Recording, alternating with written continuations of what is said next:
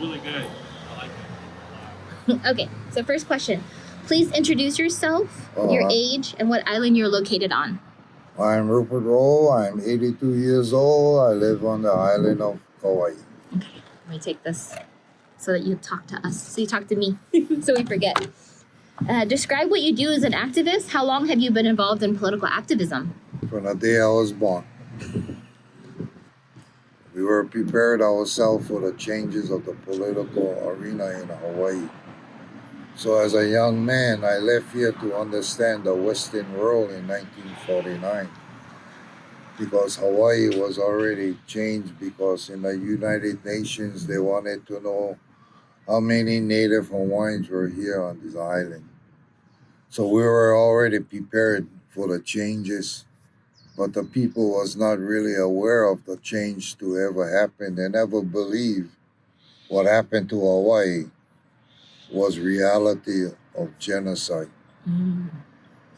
So as a Kanaka, you must prepare yourself to understand what life gives you and how you do reverse. Our communication in our culture is through your um, communication in language, chants, and oelo. And all of that was lost. When you lose your language, you lose your identity. So as my kapuna, which is an elder, he prepared me to look ahead in the future. So to look ahead in the future, we are wards of the state. Okay? We're not Americans, we're wards. Always remember that. An American is a person without a culture. An American is a person based on color. So all of those things was taught to us. So as the immigrants started coming here, we call them Malahinis. We don't call them Haole. Haole was the local person to separate themselves the other ethnic groups in Hawaii because it is the Ha. So when you are born, the first breath you take is the Ha, and that gives you your destiny for who you are in your character. So I learned all of that, and I understand the pain and suffering from the people that are like me. Okay, so it is a sad moment. We're lower than the color black. Because in America, there is no race in America that has a blood quantum but the American Indians. That is the true American. Everybody else, you're a foreigner to America, same as Hawaii. What motivated you, and how did you get involved?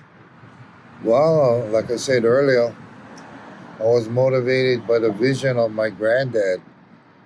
He told us that you never want to be an American because it's a country without a culture. And it was when you look at the people that come here, Americans don't have respect for any culture in the world. Period. I know as I travel around the world and I understand. So by doing that, the knowledge that I gain on my journey, I bring it back and share it with the people that is like me. That's my activist. Make sense? So, looking back, what is the impact of your activism on the community that you've seen? Okay, my impact on the community, because we're wards of the state controls our assets and our place of worship. We have to have permission from the government to participate.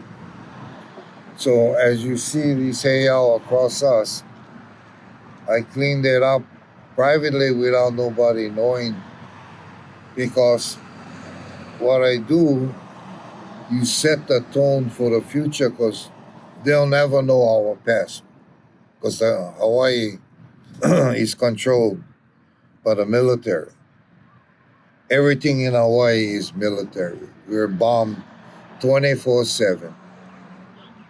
The only island that they don't bomb is Lanai and Molokai. That's the only islands that they don't touch. The military will dissolve the people of Hawaii in the next World War. Mm. It's a reality that lies ahead all of us, regardless what race you are and who you are and where you're from. That is reality to happen because man doesn't know how to forgive. Mm. So by forgiveness, you get to understand the pain. Okay? Can you tell me about when you were cleaning up the heiau by yourself before? How did that start? Well, I had a friend that is going to come for this interview after me, and he got in trouble with the state of Hawaii. So he asked me. I just retired, and I told him I would help him. And I said, when we do this, you have to be pono. Pono means you have to be righteous within yourself. Mm-hmm. So I got involved with him.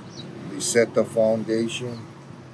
This heiau, in the last 20 years, we're well known worldwide, but it is the disaster by the county government, which is the mayor. That's why it looks the way it does. It looks, as you read the signs there, you can see the work that we did in the past. But it's an impossible task to clean them right now. We're in the rainy season, so the whole thing will be even worse. Mm-hmm. Overgrown. Yeah. How did it start? What called you to go? A friend. So a friend called. Yeah, he asked me to. They got in trouble and they didn't know how to get out of the trouble. Okay. So when you do culture sites, you must ask the people of the past Mm-hmm. to gain entry, for them to be part of the future. Mm. So you ask for that in them in your prayer, and they will come to your aid, and they did. But it's a hard political thing in Hawaii, especially on this island. Mm-hmm. It's because development is what um, colonization colonization is all about. You know, no place. I want to say we're the only place in American territory that you have a warring deed. You should have a title. Title is a transfer between two governments. Mm-hmm. So in America, the land that you buy or the buildings that you buy, they will give you title. Only in Hawaii, they'll give you a warring deed. A warring deed faces the royal patent and a allodial title. Those two titles are sovereign titles. A warring deed is a corporate title because you buy an insurance knowing that the land that you buy in Hawaii is really not yours. Mm. Anybody talk to you about that like me? Okay, next question. What did this is not the next one. What did this all look like before the resorts? Like that. Just wild. Yeah, because you see, when they overthrew the kingdom, America didn't want us to know of our past. Mm-hmm.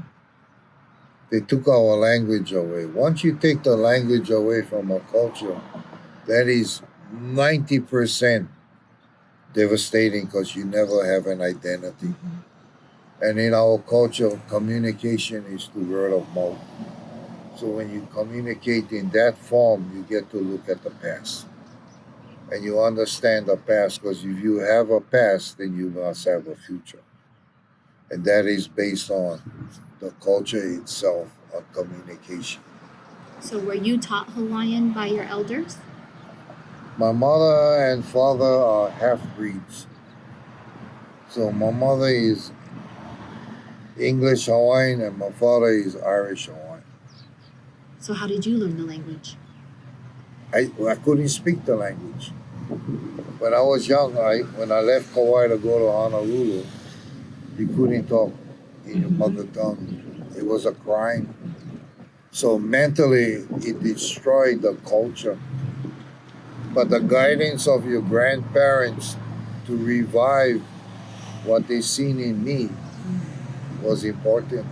So that's why children are born in families, and some of them you can see the quality of their future by understanding the character of the soul. So how has this work, your political activism, impacted your health and well-being? Well, to live this long, How old are you? 82 years old. Young, 82 young. Yeah, to live this long, you have to understand, you have to be patient. And if there's a big problem in front of you, take 2 steps back and reevaluate. Never take a step forward because you'll never undo what you think you can do. How do you feel looking at the heiau when you're there with partners? See, when I look at the heiau, I look at the immigrants that control Hawaii. Mhm. Okay? And the immigrants that control Hawaii, I'm going to be very blunt. It's the Japanese and the whites that are here. The military is the whites. Mhm. The first people of the Republic of Hawaii was the Japanese people. Okay? And another thing I want to say about the Second World War. Japan never landed its forces in Hawaii because they had a treaty with the Kingdom of Hawaii. That's why Japan never came to Hawaii and invaded Hawaii. It was such a political thing that the world never really knew. They say because the Japanese attacked the military and Hawaii is part of America. America cannot prove to this day how they got Hawaii. There is no legal document out there. And if you check the web page for the State Department and the Justice Department, I think it was 18 years ago, they took the web page out because there is no information in there that can say the Kingdom of Hawaii transferred its political power to America. A country never gives up its identity to be the third-class citizen in a country that has no race. Why do you think you're still so healthy and sharp and active? I'm healthy because as a young man, you must take care of your body.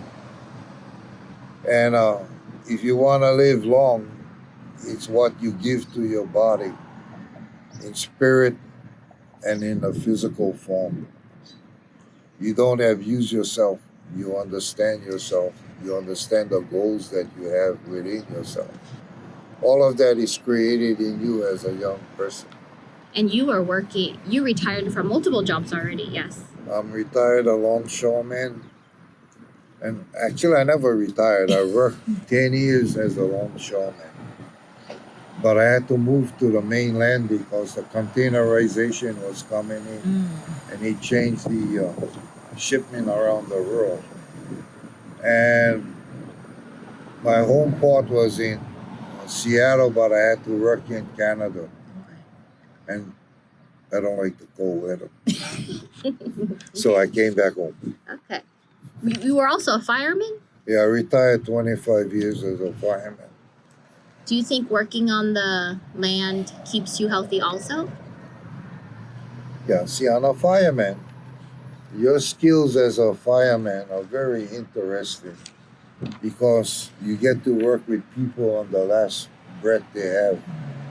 And by doing so, you get to understand about the soul of the person that leaves the body when you come to the sea. You know what I mean? So you don't let everybody know what's going on. Pray within yourself that the journey that this person take would be a journey of passion. Sometimes people don't believe in the Christian world or any religion that there is so-called paradise or your home base of identity, your soul. Your soul is more important in our culture. How do you keep your soul healthy? Think healthy, live healthy, and be healthy. Okay. Let's see. How do you feel when working with other political activists? I understand the pain that we're all in. So I try not to let things like that bother me mentally. You look at different avenues on how to approach the issue because we face this issue every day in our lives. Is there any political event or activity that you're especially proud of engaging in? Yeah, fighting for monarchy and knowing that Rowe was a sovereign country. I celebrate that every November 28th. And I just believe in our culture. We have more to share to the world than the world got to share to us. What was your activity in protecting Mauna Kea? What did you do? Well, I was a warrior of Mauna Kea. So when you got a lot of people, then you got ranking. I'm a warrior, so I know my place on the battlefield. What does that mean? I know where I stand and why I stand for what I believe in. So just like if you go to war, war is man-made.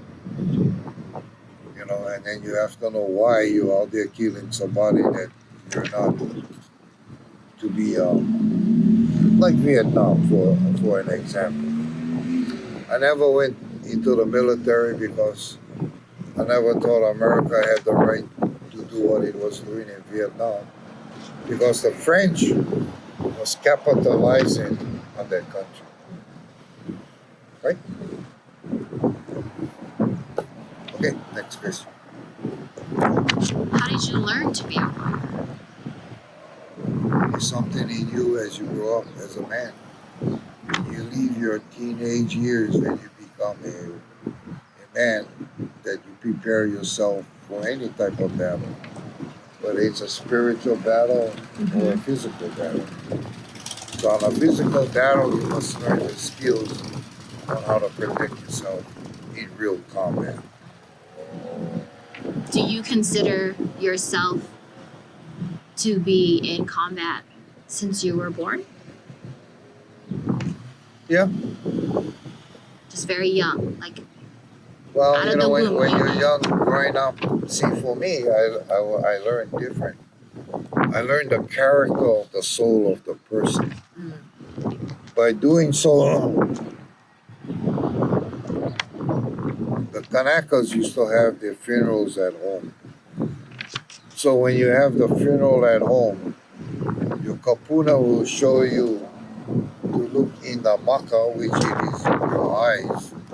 It's a deep part of you as a person, but you can never be the judge of that person.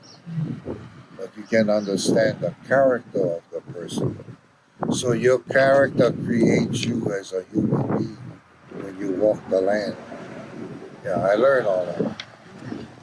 So, so not to be the judge, you just understand the person.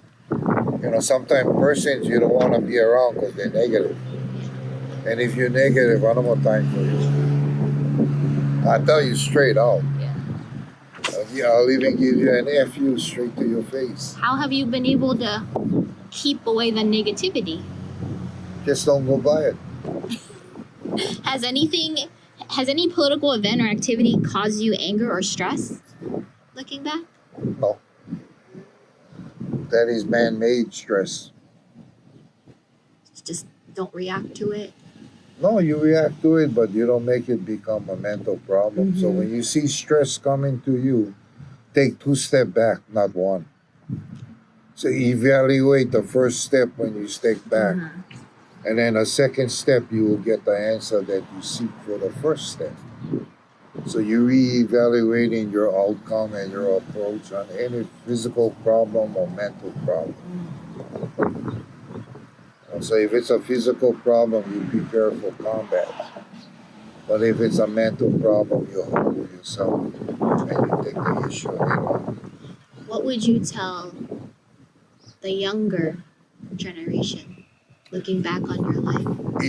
See, I can only share what my experience in life.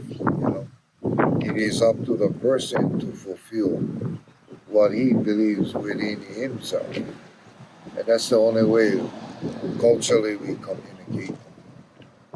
Are there men of different generation that work with you on the Heiau?